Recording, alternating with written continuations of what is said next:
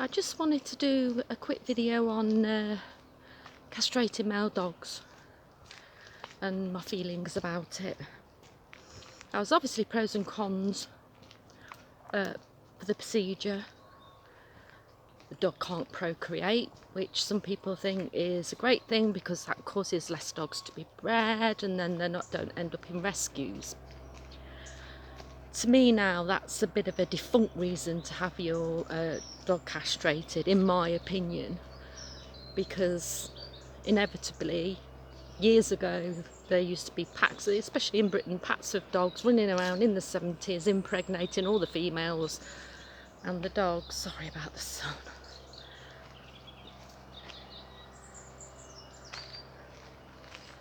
There are you, here you are. The dogs,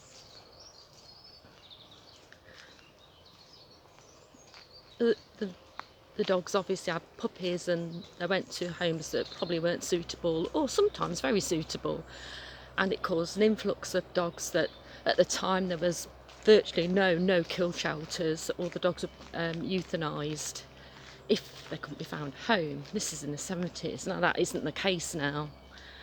A lot of people have them castrated because when they're 6 months old, because obviously at that time your dog is going through a real period of adolescence. Come on, Dex, this way.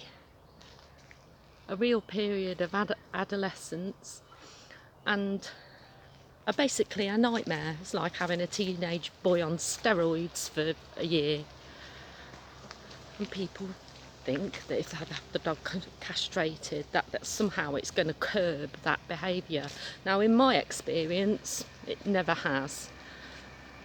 You know, when Dexter was actually castrated when he was 6 months old,